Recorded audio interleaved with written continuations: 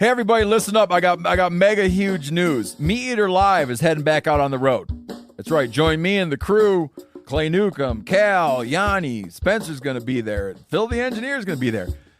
Meat Eater Live, headed back out. Now, when you get every ticket, okay, every ticket you buy, you get a signed copy of our new Meat Eater Outdoor Cookbook. This tour is celebrating the release of the book.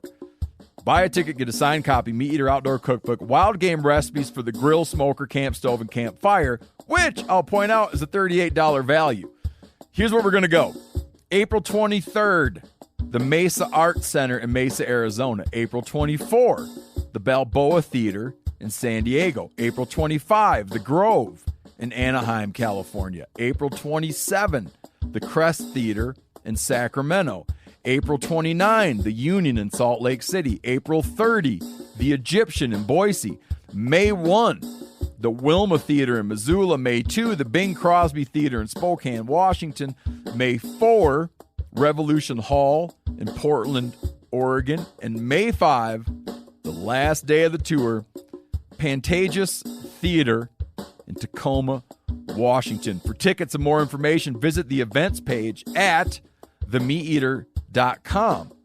Hope to see you at the show. You're listening to the Sportsman's Nation Podcast Network, brought to you by Interstate Batteries. Whether you need a battery for your truck or a battery for your trail camera or a specialized battery for your rangefinder or a crazy toy that you bought for your kids, Interstate Batteries has got you covered. Stop into a local Interstate Battery retail store, talk with a specialist, get the battery that you need, and go on about your day. Interstate Batteries, outrageously dependable. My name is Clay Newcomb, and I'm the host of the Bear Hunting Magazine podcast. I'll also be your host into the world of hunting the icon of North American wilderness, the bear. We'll talk about tactics, gear, conservation, but we'll also bring you into some of the wildest country on the planet, chasing bear.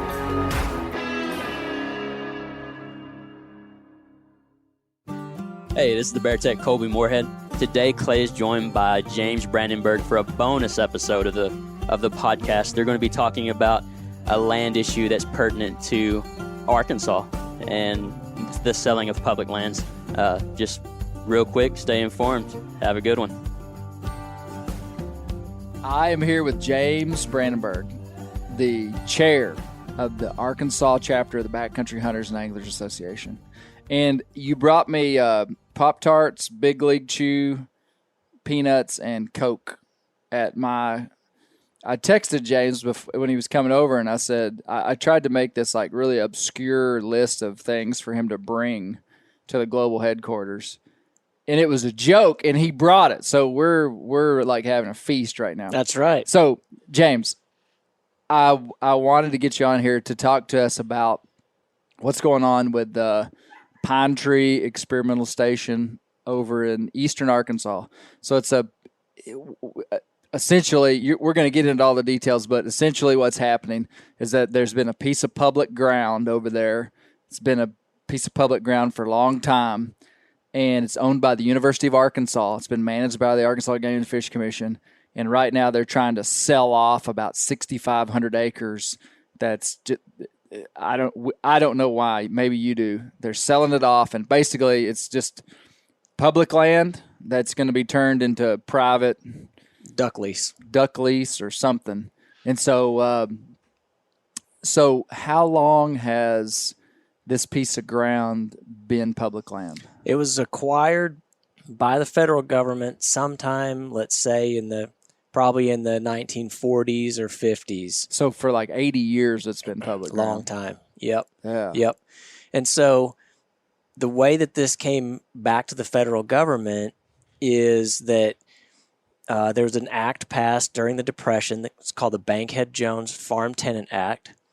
And one of the provisions of that act was authorized the Secretary of Agriculture to acquire submarginal farmland and take it out of production. And this would be places that either weren't good farmland to start off with, maybe they'd been degraded or damaged, maybe they were along watersheds and needed to be taken out of production so that you weren't worrying about quality of the water, things like that. Right. It says in the law, it talks about conservation and habitat and for the benefit of the public that they would take this land out of production. Okay. So submarginal farmland is usually a great hunting land. Yeah, exactly. Especially if when you said that, I thought, I bet that's a good place to hunt. Yeah, well, and it's been out of production for a long time. Yeah, so that's the other thing. It's been years. Rehabilitated, right? Yeah. So it also provided for the Secretary of Agriculture to dispose of those lands, provided that land remained in public use. And if you think about this, Clay, would you want the federal government or anybody to come in and say, buy up distressed property from, at that time in the Depression era? I mean, let's face it, it's probably farmers that were not doing well. Right. Buy that up from them, and then turn around and sell that either for a profit or sell it to land barons or, however you want to describe it back then. People who were wealthy back then. One of the key things that was going on during the Depression, I've done a lot of reading on this, they were trying to figure out how to get sharecroppers and tenants off of those situations where they were just living hand to mouth every year, get them started with a piece of land where they could build a life for themselves. Right. So by taking this land out of production, they were trying to help with that situation. That act overall existed to help those poor people, and a lot of them in the South, to get started with something better in life. There's tons and tons of history on that, and it's fascinating to get into. But for our discussion, this property in 1960, and I haven't found if it's the Forest Service at that point or if it was the Soil Service at that time. But eventually the property, through the Department of Agriculture and the Forest Service, the University of Arkansas was deeded access to this property for agricultural research. Okay. And this happened across the country, not just here in Arkansas. There's many, many places like this. In fact, part of our national grassland system came out of this same type of property. So in 1960, the university got access to it for agricultural research. There's a deed from the Forest Service to the University of Arkansas, and in that deed there's a clause that states if the property ever ceases to be used for the public or comes out of public use, that property is to revert back to the Forest Service. It's about a 4-line clause in the deed. It's super easy to understand. You and I can read it and understand what it means. Really? And so, fast forward to today. The university publicly states that they have a need to fund some other obligations in the Division of Agriculture. They've made commitments. They've got some grants that they need to come up with matching funds for, things like that. And the way that they're proposing to do this is by selling this property, 6,300 acres of it that they want to sell. There's a 4-sentence clause that says it goes, if they don't own it, it goes back to the Forest Service. Pretty straightforward, right? Now, the way that they would get around that, of course, is the way that anybody gets around something that they don't like in a contract. Yeah, They go to Congress and try to get that worked through U.S. Congress. So it'll take an act of Congress. The university acknowledges this. It'll take an act of Congress to close that land deal. Now, the university also states that they have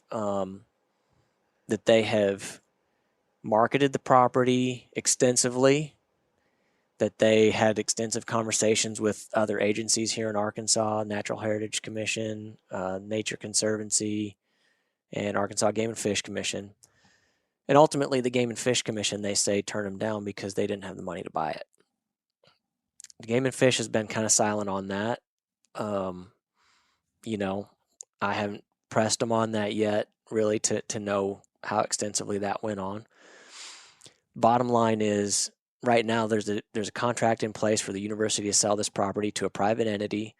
It's going to take away the best hunting property in St. Francis County that's publicly accessible in a place where there's not a lot of publicly accessible hunting property, and it's going to lock it behind a gate. And you know, you have listeners across the country, and I think that people could ask themselves, like, okay, I live in West Virginia, you know, why do I care about what's going on in Arkansas? This is a situation, number one, it's going to take U.S. congressional approval. Number two, these types of properties, these 6,300 acres is a lot, but in the grand scheme of all of our hundreds of millions of public land, it's a drop in the bucket. But for the people right there in St. Francis County, Right. that's where they hunt. And I can't tell you how many people I've heard from that, you know, kids, this is where they learn how to hunt. Women have learned how to hunt there. Of course, men have learned how to hunt there. You know, they were kids when they learned, and now they're grown-ups taking their kids out there. If Congress, and all it takes is some slick lobbying to say, hey, look what we're going to do with this $17 million. We're going to send 15 million of it over here, and we're going to spend $1 million of it over there. And Is that what they're getting for the land? 17 million. Yeah, for 6,300 acres. And Clay, that's not, according to what I'm hearing, that's cheap for that land over there. Really? Should be going for $4,000 to $4,500 an acre, at least. But if that disappears, and if they set that precedent for this place to disappear, what happens when they come for 400 acres over there that maybe only a couple hundred people use, or whatever the case might be? We've already got an access problem. We've already got an R3 problem. We can't sell enough licenses to take care of the habitat work that we need to do. And we're going to make it harder for average people, and especially in eastern Arkansas, where it is quickly, in my mind, becoming harder and harder for people of average means to have a place to hunt, because people want to go over there and duck hunt. They're willing to, they will buy, you know, in private transactions, which is fine. I mean, if you want to sell and I want to buy, there's nothing wrong with that. But access disappears. You know? All of eastern Arkansas, well, that's an exaggeration. A ton of eastern Arkansas is high dollar lease land. That's for sure. You know, on the Mississippi Delta over there. And there's also some big public tracts over there too, but it's big money lease country for sure. Yeah. And so Backcountry Hunters and Anglers has gotten involved in this here in Arkansas. This is our first big thing to be a part of. Yeah. You know, we were a chapter in June. At the end of July, wham! You know, we got confronted with this. Thankfully, we have some friends in certain places in state government who are against the sale, and publicly, even the U.S. Representative Rick Crawford has stated that he's against the sale as well. Oh, really? And so he's the rep over there. Yes. Yep. That's in his district. Yeah. And so we have some friends in this in the legislature, but you know, to us, things happen by majority. And so having one or two friends doesn't mean that everybody's going to go that way. Yeah. So what we're doing right now, number one, we're raising awareness about it. Of course, our social media, we have a petition out there at backcountryhunters.org. Have enough people signed that petition? We've got about, as of today, around 1,550 signatures. Really? And that's a really good response on something that's kind of a localized issue like that. Right. And you know, and the reason that we're doing that, like, okay, what does signing a petition do? Well, if we need to mobilize to contact legislators at some point in the future, we need to know who to contact, who cares about this. it also gives us a voice when we go to speak to, let's You're say, able to say, hey, I got 1,500 people or 2,000 people that have signed a petition. mm-hmm. Yep. So you told me earlier that the sale was supposed to be finalized in like October, but it looks like they're going to push it off. Or they may. Well, they might push it off. Nothing's set in stone yet, and there's not a lot of public information coming from the university. Which, if you wanted something to go away, you're not gonna. Your PR machine is gonna say, "Here's all the great things we're gonna do," and we're not gonna address these other people over here. We're gonna ignore that. Yeah. Man, I grew up in Northwest Arkansas. I love the Razorbacks. I love the university. This is a situation where there's a better way. We need to find a better solution to selling this land so they can do what they want to do with that money and help the people of Arkansas. That's fine. But don't penalize St. Francis County and the people who travel in to do that. So what can people do? How can we get involved? So first thing that we'd ask people to do is sign our petition because that gives us a voice. Yeah. Second thing is share it with your friends, share it on your social media. We've got some articles up there on our Arkansas specific page at backcountryhunters.org talking about the issue.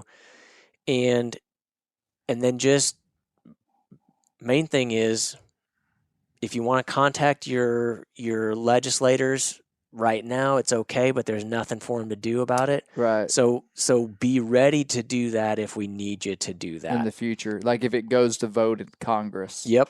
The congressional level. Yep. That's where people in other states could get involved. They Exactly. could tell their legislator, hey, vote against this happening, and they'd know what it was. Yep. Yeah. Okay. Well, I think the premise of all this is right on. Is that we've got the public land that we've got right now needs to stay public land. And this is interesting. Like I never thought we'd have really anything quite like this come up in Arkansas. I didn't either. Usually it's the western states that have kind of these, places where they're trying to sell off public land into private hands. And so this is just a unique example of how it can happen, And so, yeah, if that place was 10 miles from here and I coon hunted over there, 2 or 3 nights a week in the wintertime. And it would be something that I would be very interested in. And we know that that's just the way this stuff works, is that for the voice of hunters and anglers to have power, other people have to get involved with stuff that doesn't affect them. That's right. Like that's the way this works, is that we know that somebody's hunting over there. Somebody has raised their family hunting over there. And so it might as well be us that, we can. So that's the way this stuff works. And I think that's the culture that we're building inside the hunting community, is one of, hey, we're kind of looking out for each other. And that's what I like about this. I've never been over there. It's 4 or 5 hours from here. It's over in eastern Arkansas. We're in northwestern Arkansas. But I think that's the way that we've got to view it. And so, so just keep us up to date. Yeah. And where can they find you on social media and updates on this and stuff? At Arkansas BHA on Instagram. That's probably the easiest place to find us. We'll have regular updates there. Of course, we're on Facebook. We have a private group on Facebook. You can ask to join there. Yeah. Backcountryhunters.org. Our Arkansas chapter page will have information on it as well. Okay. Cool. Well, is there anything else we haven't covered? I know we could nerd out about this. We could go deep into it, but I think we've really done a good job of hitting the high points and letting people know what's going on. And we're just appreciative, more than anything. I know the people over there. I have been in contact with several of the people over there who are really concerned about it. And they at the risk of inviting the rest of the world to come down and hunt their place, they are asking for our help to save it. Yeah. And I think that's a worthy thing. And so I appreciate the time. Yeah. to talk about. You know, it's, Backcountry Hunters and Anglers mobilizes people better than any group I've ever been a part of. That's what we do. Yeah, I mean that's what. Yeah, I mean, and the allies that we have. That's what I've told them. I'm like, we will get the message out. We will mobilize people to contact. I mean, part of the way that this problem is going to get resolved is finding an alternate way for the university to sell it. Because if they need to sell it, if they need that money, well, let's help them find it in a way that makes sense. Well, and sell. You're saying sell it to a group that would keep it public. Yeah. If they can sell it to Game and Fish Commission, if they Forest Service, whatever it is, let's find a way to keep this land. You don't have $17 million that you donate to this? Oh man, I just built a big old bear cabin out in the woods. And no, not yet. I'm still working on my first million. Well, thanks a ton, James. You bet. And maybe we'll keep everybody updated on this, and they can check it out on social media. That sounds good. I appreciate it. Yeah, thank you. Thank you.